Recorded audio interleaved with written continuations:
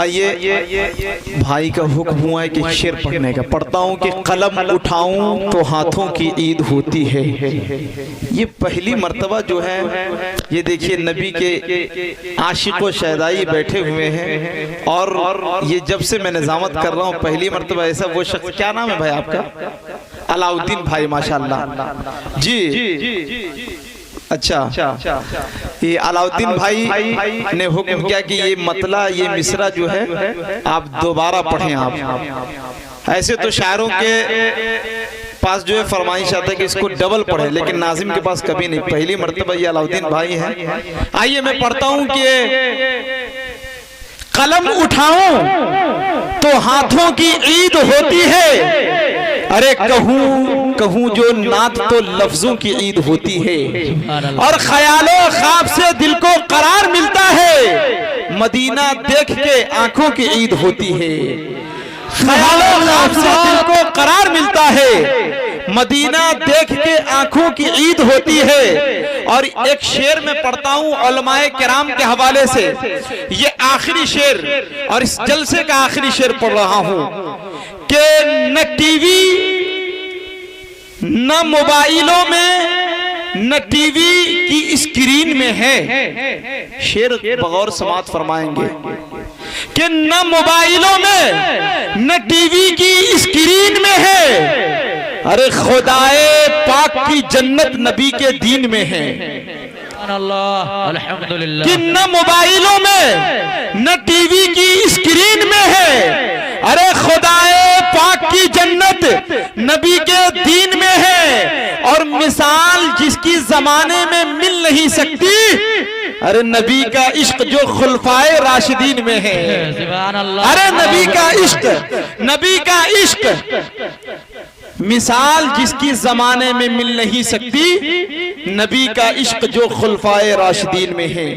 آئیے دوستوں، اب میں بلا کسی تمہید و تاخیر کے ایک ایسی شخصیت تک میں پہنچنے کی کوشش کروں جو تہذیبوں کے اشتراک کی بلند فصیل پر جلتے ہوئے روشن چراغ کی روشنی، صدر جلسہ جناب حضرت مولانا شمیم صاحب مدرس مدرسہ ندائے ملت بھوسہا سے میں نہایت ادب و احترام سے گزارش کرتا ہوں کہ حضرت مائک پر آئیں اور اپنے خطاب نایاب سے ہم تمام سامعین کو مستفیض فرمائیں۔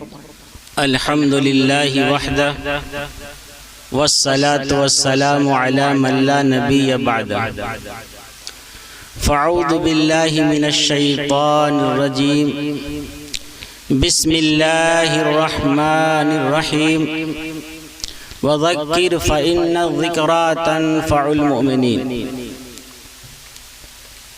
وقال النبی صلی اللہ علیہ وسلم انما بعثت لأتمم مکارم الاخلاق، او کما قال علیہ الصلاة والسلام۔ حاضرین و ناظرین، اسٹیج پر رونق افروز علماء اعظام، شعراء کرام، آپ کافی دیر سے علماء کرام کی تقریر اور شعراء اعظام کے کلام سے مستفیض ہو رہے ہیں۔ رات کافی ہو چکی ہے، ہم صرف آپ کے سامنے دعا کے لیے بیٹھے ہیں، لیکن چند باتیں عرض کرتا ہوں۔ دعا کریں اللہ رب العزت ہمیں صحیح بات کہنے کی، ہم سب کو عمل کی توفیق نصیب فرماوے۔ قرآن کریم کی ایک آیت میں نے پڑھی ہے، وَذَكِّرْ فَإِنَّ الذِّكْرَى تَنفَعُ الْمُؤْمِنِينَ۔ آپ نصیحت کیجئے، نصیحت کرنا مومنین کو نفع دے گا۔ اس کی تفسیر میں مفسرین نے لکھا ہے کہ اگر حق بات حق طریقے پر اور حق کی نیت سے کہی جائے، حق بات حق طریقے پر اور حق کی نیت سے کہی جاوے تو اس بات کا اثر ضرور ہوتا ہے۔ حق بات ہو، حق نیت ہو، حق طریقہ ہو تو وہ زود اثر ہوتا ہے اور نفع بخش ہوتا ہے۔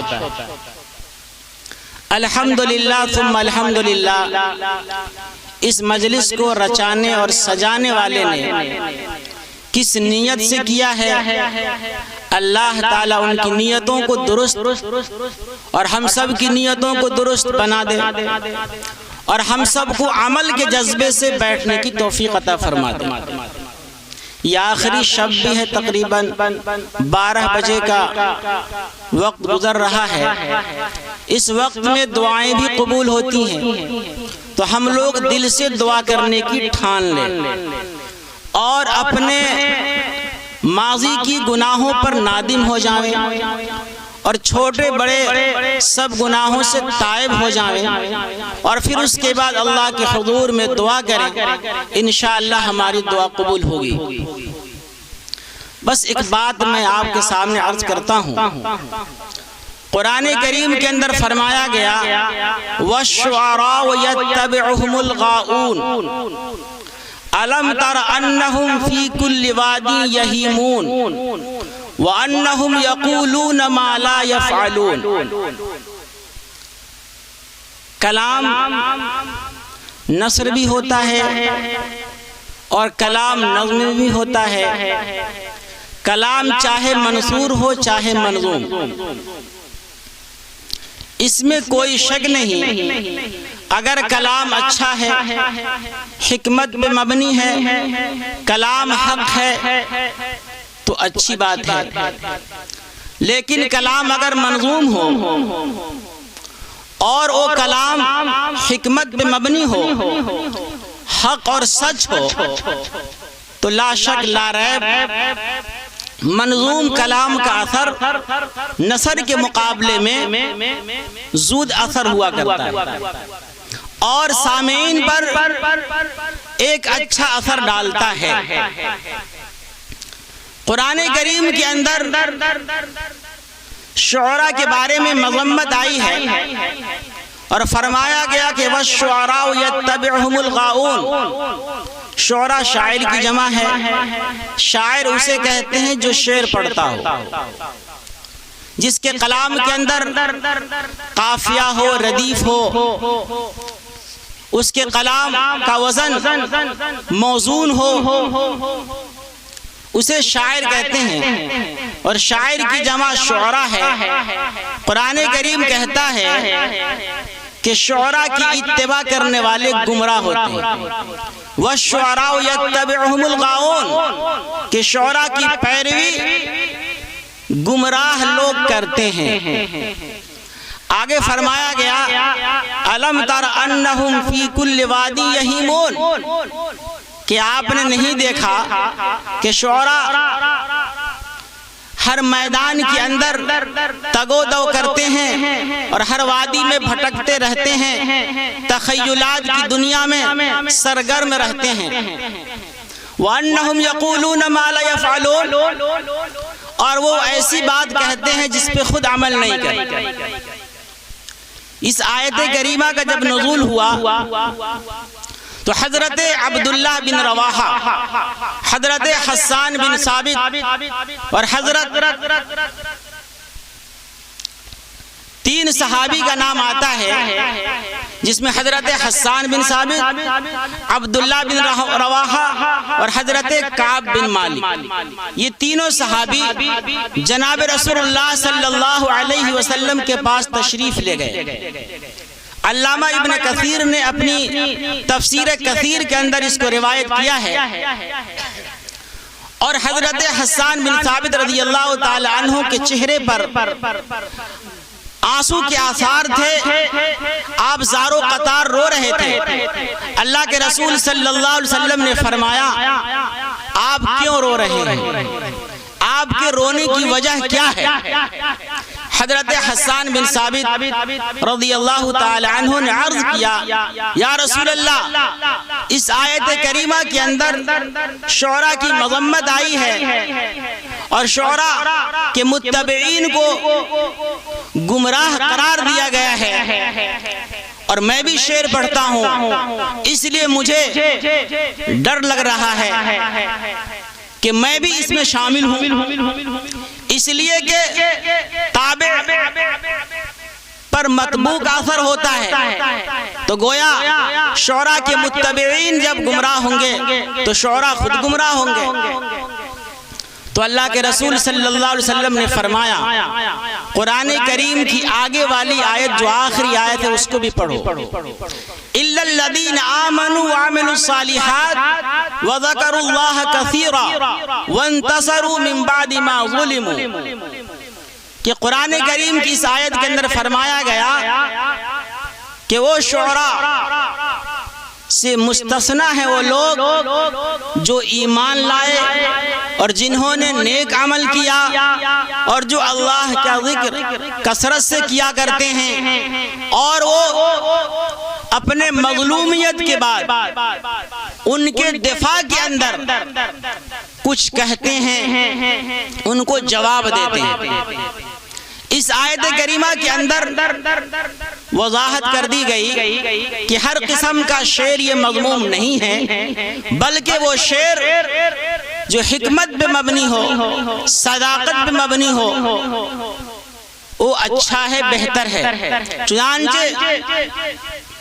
حضرت ابی بن کعب رضی اللہ تعالی عنہ کا قول ہے، ان من الشعر حکمہ، کہ یقیناً شعر میں بہت سارے اشعار حکمت پہ مشتمل ہوتا ہے اور وہ اشعار اچھا ہے، بہتر ہے۔ لیکن ہم اور آپ جس مجلس میں بیٹھے ہیں یقیناً اس کا عنوان ہے نعتیہ مشاعرہ۔ اس کو نسبت ہو گئی جناب رسول اللہ صلی اللہ علیہ وسلم سے کہ مشاعرہ تو ہے مگر یہاں پر شعر و شاعری جو ہوگی اللہ کے رسول صلی اللہ علیہ وسلم کی شان میں نذران عقیدت ہوگا، گلدستہ محبت ہوگا، خراج عقیدت پیش کیا جاوے گا، گرچہ وہ منظوم کی شکل میں ہوگا۔ اس لیے یہ مجلس اپنے عنوان کی حیثیت سے متبرک بن جاتی ہے، اور یہ شعر اور یہاں جو اشعار پڑھے گئے ہیں یقیناً مدح رسالت مآب صلی اللہ علیہ وسلم پہ مشتمل ہے۔ اس اعتبار سے اس کی فضیلت بڑھ جاتی ہے کیونکہ نسبت اس کو جناب نبی کریم صلی اللہ علیہ وسلم سے ہو گئی، اور ہر وہ چیز جس کی نسبت آقا مدنی احمد مصطفیٰ محمد مصطفیٰ صلی اللہ علیہ وسلم سے ہو جائے وہ عالی اور نرالی اور اس کی شان اعلیٰ و عرفہ بن جایا کرتا ہے۔ تو ہم جس عنوان سے یہاں بیٹھے ہیں وہ اصلاح معاشرہ کا عنوان تھا اور نعتیہ مشاعرہ تھا۔ اس بنیاد پر ہمیں اس بات سے عبرت حاصل کرنے کی ضرورت ہے کہ ہم ہر مجلس کے شاعر نہ بنیں، ہر مشاعرہ کے اندر شرکت نہ کریں۔ وہاں بڑا افسوس ہوتا ہے جب ایک مدرسے کا طالب علم، ایک مدرسے کا پڑھا لکھا انسان ہر قسم کے مشاعرہ کو رونق دیتا ہے اور ہر قسم کے مشاعرہ کے اسٹیج کا رونق بن کر دنیا کو ایک عجیب قسم کا میسیج دیتا ہے، اس وقت بڑا افسوس ہوتا ہے۔ لیکن اللہ کا فضل ہے، اللہ کا کرم ہے، یہ عنوان بڑا اچھا ہے، نعتیہ مشاعرہ اور اصلاح معاشرہ۔ معاشرہ کی اصلاح پہ الحمدللہ بہت ساری باتیں آئی ہیں، نظم کی شکل میں، نثر کی شکل میں، ہم انہی باتوں پر عمل کریں، اللہ تعالی ہم سب کو ایک اور نیک بننے کی توفیق عطا فرمائے۔ جناب نبی کریم صلی اللہ علیہ وسلم کی ہر سنت اور آپ کا ہر عمل ہمارے لیے مبارک اور ہمارے عمل کے لیے ضروری ہے۔ اس لیے ہم اپنے کسی بھی عمل سے پہلے یہ دیکھ لیا کریں کہ سنت نبی سے منحرف تو نہیں ہے، نبی پاک صلی اللہ علیہ وسلم اس سے خوش تو ہیں یا ناخوش ہیں، اگر وہ کام سیرت کے مطابق ہے، اگر وہ کام سنت کے مطابق ہے، اس کو کیا جائے. اگر وہ سنت سے ہٹ کر ہے تو اس میں قطعاً شرکت نہ کی جائے اور اس سے انحراف کیا جائے. بلکہ اگر کسی نے ایسے مشاعرہ کی بنیاد ڈالی جس مشاعرہ کے اندر فحش ہے اور اس کا کلام غلط اور حقیقت سے دور اور بہت ساری خرافات پہ مبنی ہے، تو یقیناً من سن سنتا سیئتا فلہ وزرها ووزر من عمل بها کا مصداق ہے کہ جس نے اگر کسی ایسے طریقے کو ایجاد کیا جو طریقہ غلط ہے، برا ہے، تو تا قیامت جو بھی اس غلط طریقے پر چلے گا تو اس کو تو گناہ ملے گا ہی جو اس پہ چل رہا ہے، مگر جس نے اس کو ایجاد کیا اس کے کھاتے میں وہ گناہ جاتا رہے. اسی طریقے پر من سن سنتا حسنتا فلہ اجرها واجر من عمل بها کہ جس نے کسی بہتر طریقے کو ایجاد کیا جس کی شریعت میں اصل ہے اور شریعت سے اس کا میل ہے، تو پھر وہ آدمی اس پر عمل کرے گا یا قیامت تک جو بھی عمل کرے گا اس کا ثواب اس کے کھاتے میں جائے گا. تو اس لیے الحمدللہ ثم الحمدللہ جنہوں نے بھی یہ پروگرام کیا اور جن لوگوں نے بھی ان کا تعاون کیا اور علماء کرام شورا اعظام کے آنے پر خرچ کیا، مہمانوں کے کھلانے پہ خرچ کیا، اللہ تعالیٰ سے دعا ہے کہ اللہ تعالیٰ ان سب کو ان کی نیتوں کے اعتبار سے بہتر جزا عطا فرمائے.